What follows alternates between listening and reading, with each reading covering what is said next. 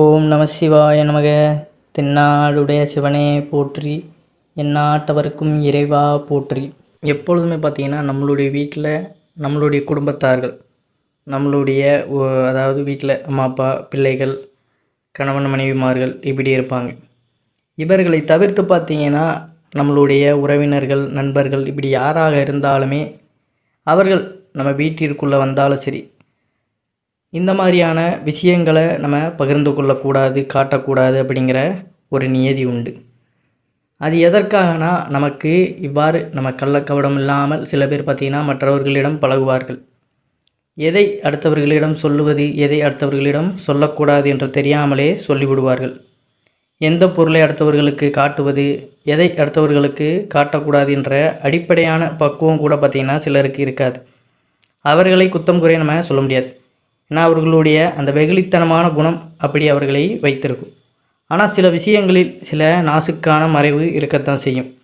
பெரியவர்கள் அடிக்கடி சொல்வார்கள், நண்பர்கள் யாரையாவது வீட்டிற்குள்ளே அழைத்து வந்தால் கூட ஹாலிலே வைத்து உட்கார வைத்து பேசி அனுப்பி வீட்டிற்குள்ளே, அதாவது சமையலறை, தூங்குகிற அந்த பெட்ரூம், அதுவரையெல்லாம் பார்த்திங்கன்னா அழைத்து செல்லாது என்று இந்த வார்த்தையை சொல்லிவிட்டால் இன்றைய காலத்து இளைஞர்களுக்கு பார்த்திங்கன்னா கோபம் வரும். ஆனால் அவர்கள் சொல்லும் அந்த விஷயத்திற்கு பின்னால் நிறைய அர்த்தம் இருக்கிறது அப்படிங்கிறது சில நாட்கள் கடந்த பின்பு தான் நமக்கு புரிய வரும். யாராக இருந்தாலும் இப்போ உள்ள சூழ்நிலையில் பார்த்திங்கன்னா நம்ம எவ்வளோ அன்பாக பழகியிருந்தாலுமே அவர்களுடைய நோக்கம் அப்படிங்கிறது நமக்கு ஒரு கட்டத்தில் தான் தெரிய வரும். ஆனால் எதுவரையும் நமக்கு எதற்காக பழகியிருக்கிறார்கள் அப்படிங்கிறது நமக்கு அதன் மூலியமாக அவர்கள் உணர்த்தி விட்டு போயிடுவார்கள். அப்புறம் நமக்கு புரிய வரும். அப்புறம் வருத்தப்பட்டு எந்த ஒரு பிரயோஜனமும் கிடையாது. ஆனால் முதலே எப்பொழுதுமே பார்த்திங்கன்னா சேஃபாக இருந்துக்கிறது தான் ரொம்ப நல்லது. அளவோடு பேசி அளவோடையே நம்ம நட்பு வைத்து கொள்வது தான் ரொம்ப ஒரு நன்மைகரமானது விஷயம். ஒருவர் கண் போல் பார்த்திங்கன்னா ஒருவர் கண் அப்படிங்கிறது இருக்காது. மண்ணை தின்றால் கூட மறைத்து தின்னு என்று ஒரு பழமொழி உள்ளது. சில விஷயங்களை நீங்கள் செய்யும் பொழுது அதை மறைத்து தான் செய்தாக வேண்டும். அந்த வரிசையில் பிறருக்கு நம்முடைய வீட்டில் காட்டக்கூடாத இடம் எது, பிறருக்கு நம் வீட்டில் இருக்கும் எந்தெந்த பொருட்களை காட்டவே கூடாது என்பதை ஆன்மீகம் சார்ந்த விஷயங்களை தான் நம்ம இன்றைக்கு தெரிந்து கொள்ளப் போகிறோம். நம்மளுடைய சேனலுக்கும் முதன்முறையாக வரவங்க சப்ஸ்கிரைப் பண்ணி மறக்காமல் உங்களுடைய நண்பர்களுக்கும் இந்த பதிவானதை பகிர்ந்து கொள்ளுங்கள்.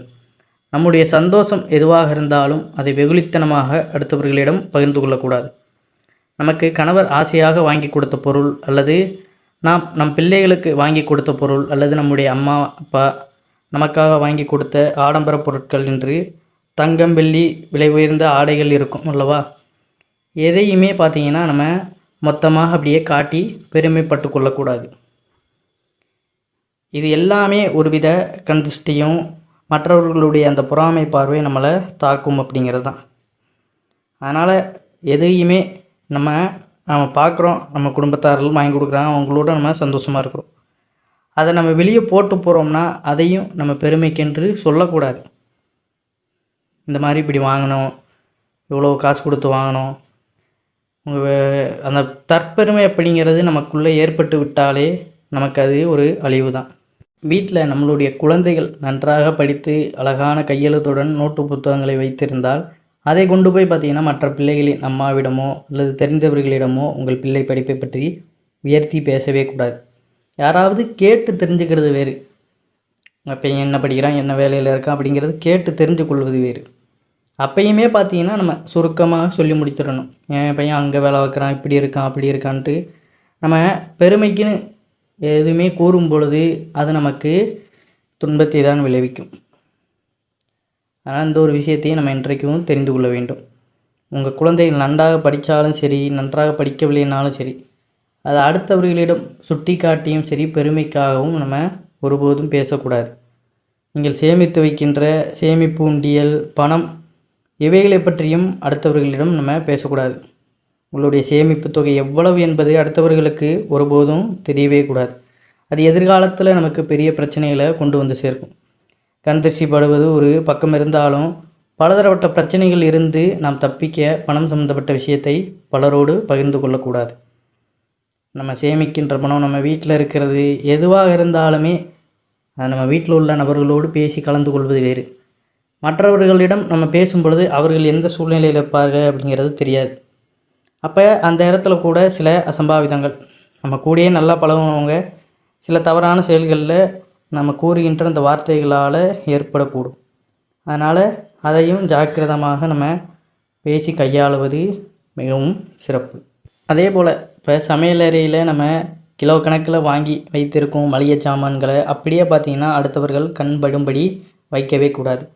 அரிசி மூட்டையை கூட பூஜை அறையில் உங்களுடைய அலங்காரத்தை அடுத்தவர்கள் பார்க்க வேண்டும் என்று வீட்டிற்கு வருபவர்களை அழைத்து அந்த சுவாமி அறையை பார்த்திங்கன்னா காட்டவே கூடாது.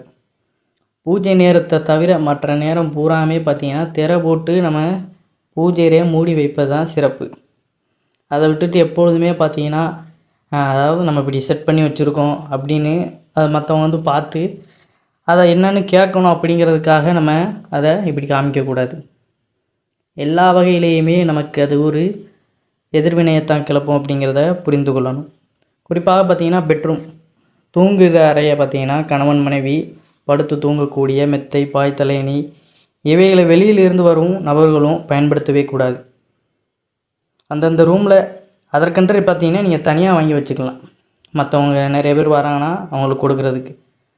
அதுபோல் அந்த ரூமில் கொண்டு போய் 3வது நபரை எப்பொழுதுமே அழைத்து செல்லவே கூடாது. அடுத்தவர்கள் தப்பாக நினைத்து கொண்டால் கூட பரவாயில்லை. அதனால் எப்பொழுதுமே உங்களுக்கு நெருங்கி பழகினவர்கள்ட்டும் 3ஆம் நபர்கள் யாராக இருந்தாலுமே உங்கள் தனிப்பட்ட அறைகளுக்கு கூட்டு போய் காட்டுவது அப்படிங்கிறது வேண்டாத ஒரு விஷயந்தான். அந்த இடத்த பார்த்திங்கன்னா நீங்கள் லாக் போட்டே வச்சிடுறது சிறப்பு. ரொம்பவும் நெருங்கியவர்கள் உறவினர்கள் என்று இருந்தால் கூட சில விஷயங்களை அவர்களிடம் சொல்லுவதை தவிர்த்து விடுங்கள். அது உங்களுடைய குடும்பத்திற்கு நன்மையை கொடுக்கும். மேலே சொன்ன விஷயத்தை படித்துவிட்டு எல்லோருக்கும் ஒரு சந்தேகம் வரும். இப்போது வீட்டிற்கு யாரையுமே அழைத்து வரக்கூடாதா, வீட்டை யாருக்கும் சுற்றி காட்டக்கூடாதா என்று. ஆனால் மேல் சொன்ன தவறுகளை எல்லாம் நீங்கள் செய்யும்போது அடுத்து ஒரு சில நாட்களிலே உங்களுடைய வீட்டில் எதிர்பாராத சில எதிர்வினைகள் மாற்றங்கள் ஏற்படத்தான் செய்யும். அதன் பிறகு கஷ்டப்பட்டு எந்த ஒரு பிரயோஜனமும் கிடையாது. நம்ம என்ன பெருமை, என்ன வீடு கட்டியிருக்கோம் அதில் அப்படி இப்படின்னு இருக்குன்னு நம்ம அதை அழகுக்குன்னு வாங்கி வைக்கிறோம், அதை எல்லோரும் பார்க்கணும் அப்படிங்கிறதுக்காக தான். அது அந்த இடத்துல பார்ப்பதோடு சரி, நம்ம போய் பெருமைக்கின்றி நான் அப்படி வாங்கியிருக்கேன், இவ்வளோ கொடுத்து வாங்கியிருக்கேன் அப்படி இப்படின்னு சொல்ல தேவை கிடையாது. அது பாட்டுக்கு அது இடத்துல அது இருக்கத்தான் செய்யும். அது மற்றவங்களும் நம்ம வேண்டாம் வெறுப்பாக கொண்டு போய் காமிக்கிறதுனால அவர்களாக பார்ப்பது வேறு, நம்மளாக பெருமைக்குன்னு சொல்வது வேறு. அவர்களாக பார்க்காங்கன்னா நல்லா இருக்குது அப்படின்னு பார்ப்பது வேறு, நம்மளாக கூட்டு போய் அவங்களுக்கு அந்த பார்க்கணுன்னு அந்த ஆசை கூட இருந்திருக்காது, நம்ம ஒரு வெறுப்பில் கொண்டு போய் காமிக்கிறோம்னா அது அந்த இடத்துல எதிர்வினையை தான் கிளப்பும். ஆனால் நம்ம பாட்டுக்கு வராங்களா என்ன ஏதுன்னு நம்ம முடிந்தளவு ஹால்லே வச்சு பேசிட்டு அனுப்பிடணும். அதை தவிர்த்து பூஜை அறையோ சமையல் அறையோ பெட்ரூமோ இப்படி எந்த ஒரு விஷயத்திற்கும் அவர்களை கூட்டு போய் காட்டுவதை தவிர்த்து விடுவதே மிகவும் நல்லது. நம்ம வெகுளித்தனமாக எல்லாரும் உதவி பண்ணுறோம் அந்த மனப்பான்மையில் இருக்கிறது தவறு கிடையாது. ஆனாலும் நம்ம உதவி செய்வது வேறு, அந்த உதவி செய்து அந்த பெருமைக்குன்னு எதையும் பேசுவது அப்படிங்கிறதான் கூடாது. எல்லாருக்கும் நல்லது நினைக்கிறோம், நல்லது செய்யணும் அப்படின்னு நினைப்பது வேறு. ஆனால் அது எல்லாத்தையுமே நம்ம பெருமைக்குன்னு செய்கிறோம் அப்படிங்கிற பட்சத்தில் பார்த்திங்கன்னா அது நமக்கு ஒரு அழிவு தான். இது பார்த்திங்கன்னா சில பேருக்கு நல்லபடியாக தோன்றும், சில பேருக்கு இது பட்டதுக்கப்புறம்தான் சில பேருக்கு கோபம் வரும். இப்போ எல்லாரையுமே ஒரு மாதிரி தாழ்வாக தான் பார்க்குறாங்க அப்படிங்கிற மாதிரி தான் இதை நினப்பாங்க. ஆனால் அதற்கும் இதற்கும் எந்த ஒரு சம்பந்தமும் கிடையாது. இது அவரவருடைய வாழ்க்கையில் அவரவர் நல்லபடியாக வாழணும் அப்படிங்கிறதுக்காக தான். ஏன்னா இப்போ நிறைய நியூஸ் நீங்கள் கேட்டிருப்பீங்க, அவ்வளோ தூரம் பழகினவங்களே பார்த்திங்கன்னா ஒரு சில கட்டத்தில் அவங்களுக்கு துரோகம் செய்து திருட்டு வேலையில் ஈடுபட்டு பல விதமான நியூஸ் பார்த்துருப்பீங்க. அவ்வளோ சொந்தக்காரங்களே இவ்வளோ விதமான விஷயங்களில் ஈடுபடுவாங்க. அதற்காகத்தான் இவ்வாறு நம்ம கூறுவது. நம்ம தனிப்பட்ட விஷயங்கள், பொருளாதாரம், குடும்ப பிரச்சனைகள் எதையுமே அடுத்தவர்களிடம் நம்ம பகிர்ந்து கொள்ளக்கூடாது. அதற்குண்டான சூழல் நமக்கு அதில் சொல்யூஷன் நம்மளே தேடி அதை கண்டுபிடிச்சி சரி பண்ண பார்க்கணும். அது தேவையில்லாமல் அடுத்தவங்ககிட்ட கேட்டு அதற்கு ஒரு சொல்யூஷன் கேட்குறோம்னா அவங்க அதை திடீர்னு நல்ல முறையில் சொன்னாலும் சொல்லுவாங்க, இல்லைனா அதை வைத்து அவங்க அதில் ஏதாவது ஆதாயம் கிடைக்குமான்னு பார்த்து நமக்கு ஏழ்றையை தான் உண்டு பண்ணுவாங்க. அதனால் முடிந்தளவு எதையுமே பகிர்ந்து கொள்ளாமல் நம்ம சேஃபாக இருப்பது தான் நமக்கு நன்மை அளிக்கக்கூடியதாக இருக்கும். அந்த காலம் முதலே நம்மளுடைய தாத்தா பாட்டி சொன்ன விஷயங்கள் ஒருபோதும் பொய்யானது கிடையாது. அதனால் முன்னோர்கள் வழியில் அந்த காலம் முதலே பெரியவர்கள் எப்படி சொல்கிறார்களோ அதையே நம்ம பின்பற்றி வாழ்வது தான் சிறப்பு. இந்த காலத்திற்கு ஏற்ப நீங்கள் மாறினாலும் அந்த பழமையான விஷயங்கள் தான் நம்மளை ஒழுக்கத்துடனும் நல் வாழ்க்கையுடனும் வாழ்வதற்கு வழிவகை செய்யும்.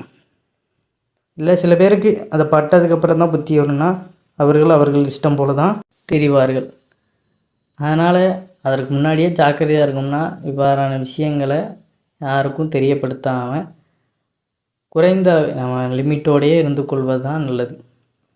பேசினாலும் சரி பேசினாலும் சரி அதில் நமக்கு எந்த ஒரு பயனும் வந்து போவது கிடையாது. நம்ம பாட்டுக்கு நம்ம வேலையை பார்க்க போகிறோம், நம்ம குடும்பத்தை பார்க்க போகிறோம். அதை விட்டுட்டு அவங்க பேசலைன்னா நமக்கு ஏதோ மாதிரி அப்படிங்கிறதெல்லாம் கிடையாது. இவ்வளோதான் லிமிட்டு. இதற்குள்ளே நம்ம தாண்டினோம்னா நமக்கு அது பிரச்சனை அப்படிங்கிறத உணர்ந்து கொள்ளுங்கள். பட்டவங்களுக்கு இது புரியும். இப்போ நல்லா பழகி கொண்டு இருக்கவங்களுக்கு இது கொஞ்சம் ஒரு கஷ்டத்தை தான் இருக்கும் இந்த கருத்துக்கள் எல்லாமே. அதனால் முடிந்தளவு இதை புரிந்து கொண்டவர்கள் அதை பின்பற்றி வாழுங்கள். அனைவரும் என்றும் நலமோடு வளமோடு வாழ வேண்டும். நன்றி, வணக்கம்.